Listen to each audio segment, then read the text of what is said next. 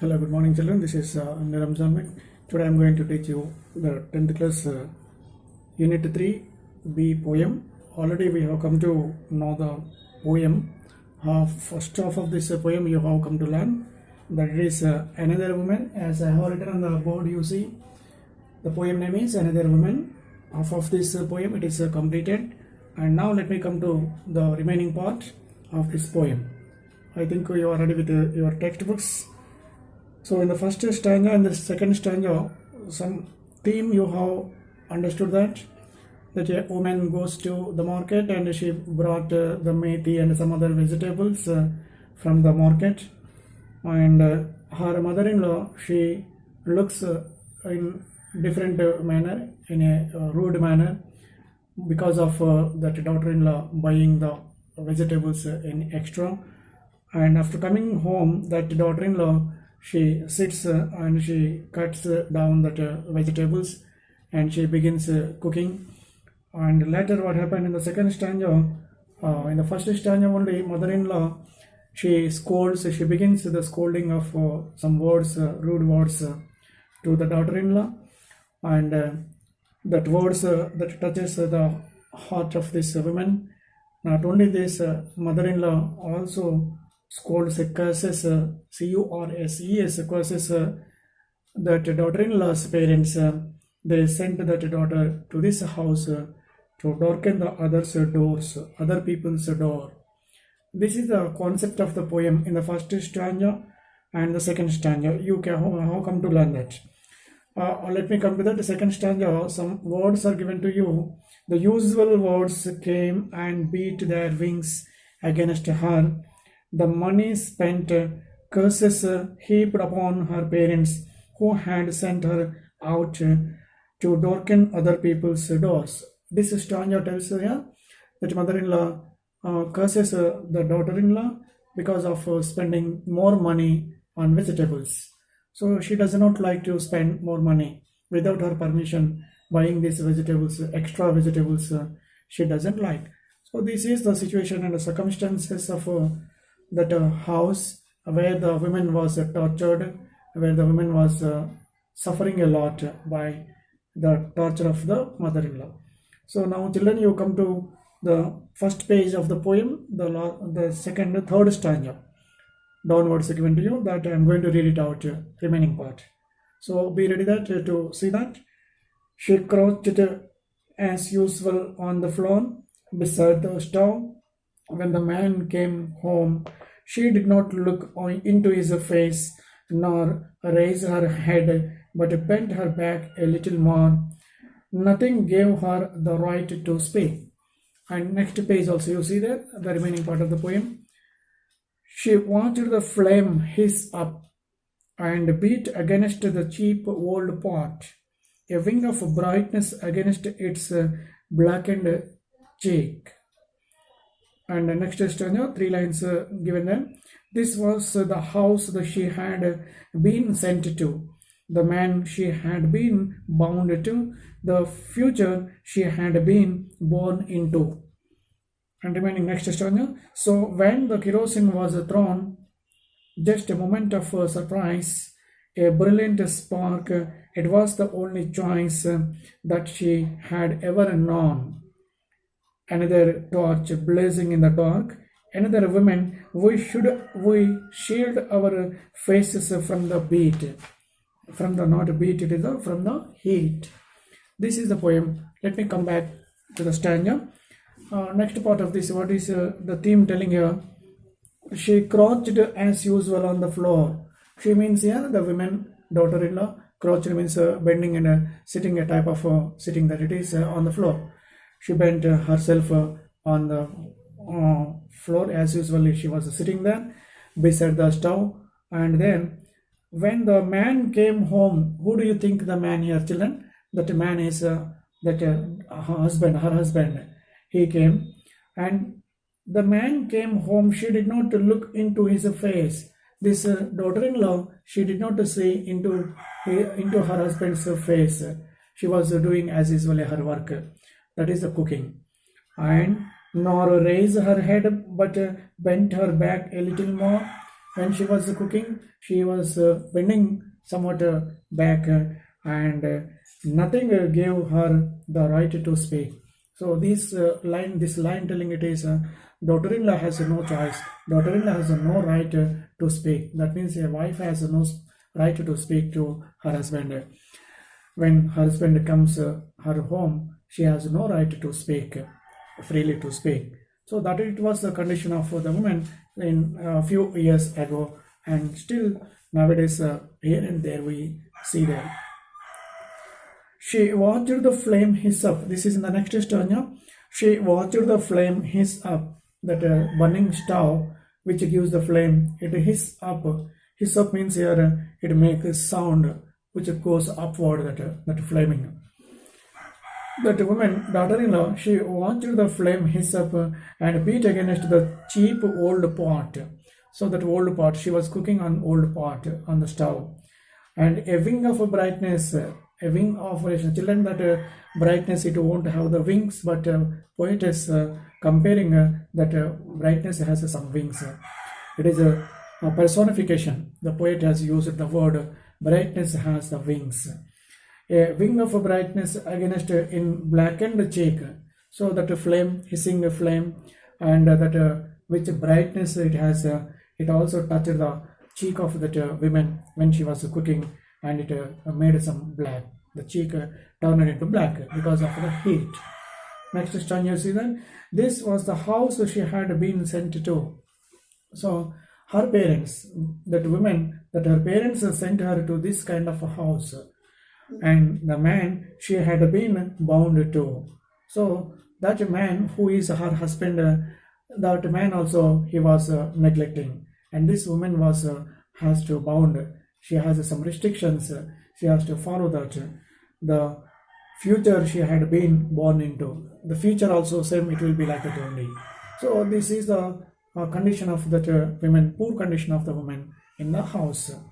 Next question. So when the kerosene was thrown, just a moment of surprise, a brilliant spark. So what do you think, and who do you think the kerosene threw here? Who threw the kerosene, do you think here? So when the kerosene was thrown, just a moment of surprise, a brilliant spark came here. That it was the only choice that she had ever known, because that woman has no choice. Her mother-in-law was scolding, and she was always cursing her, not only her and also her parents. She was cursed by her mother-in-law, so she could not bear this harassment and this kind of suffering. A lot of suffering was there. That is why that woman, she could not bear, and she has no other choice. That kerosene was thrown herself. Here its meaning. No other people has thrown the kerosene. That woman only, because of not able to bear that kind of curses, she was thrown herself. That she had ever known. Another torch blazing in the dark. Another torch and blaze. Torch means a light. Another incident it happened, and that blazing means here which burn very brightly. So that blazing, it came in the dark, another woman. And we shield our faces from the heat. We the people, what we do, we protect our faces from the heat.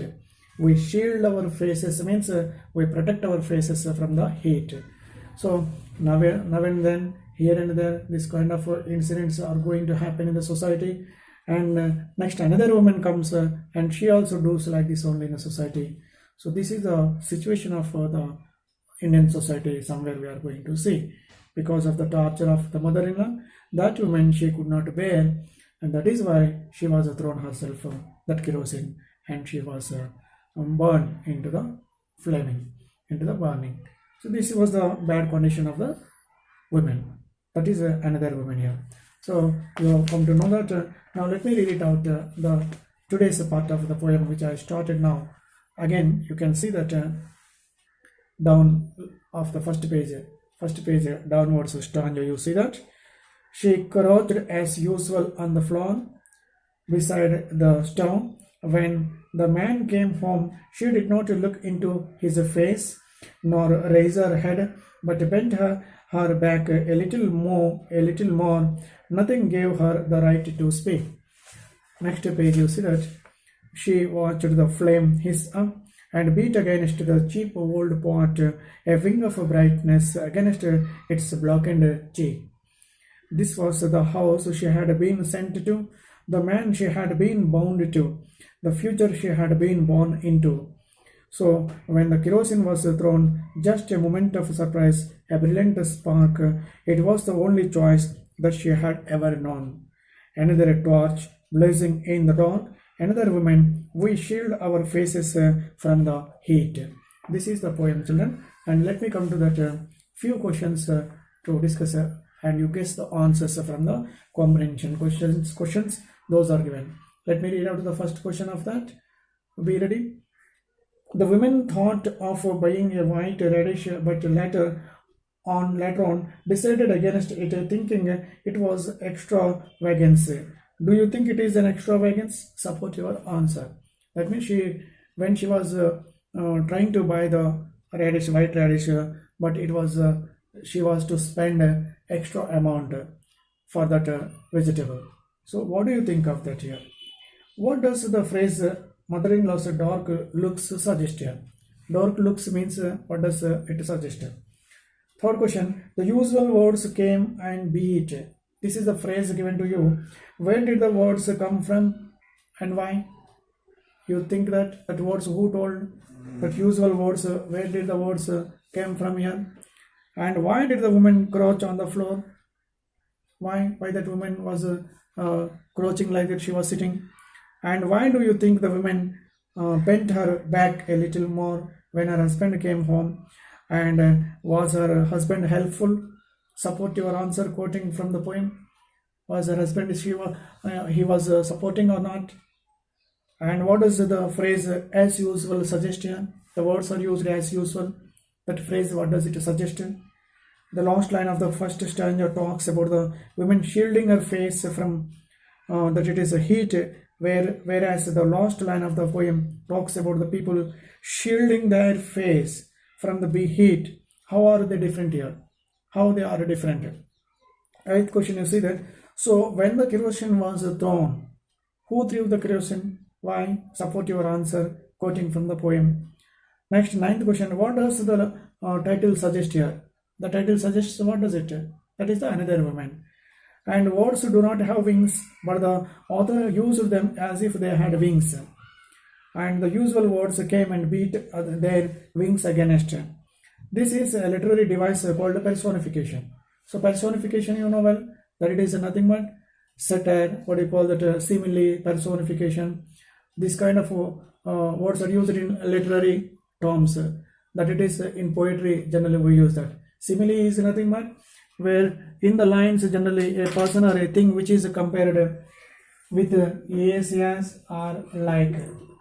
With these words, if anything is compared, that it is called a simile. Am I right?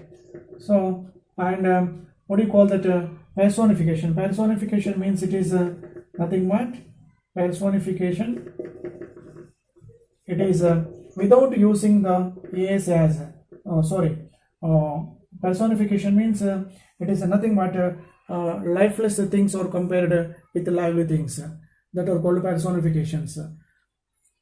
Here brightness and some other words are used here. That brightness has wings. Brightness has no life, but it is compared with the life, wings with wings. So this is called the personification here. And as usual, words also came like that here. Some other phrases are used here. This is called what do you call that? This device is called in the literary personification. Personification is nothing but the things those are lifeless that are compared with the lively things that are called personification. Is it clear? And next you see that in the story, that journey, the author used the journey as a symbol of life. You will find such a symbol in this poem to pick them up and write a critical appreciation of the poem. It is nothing but what things are compared, how they are compared in the poem, and all these things you write in the critical appreciation manner. Okay, let us see that next lesson, C lesson in the next.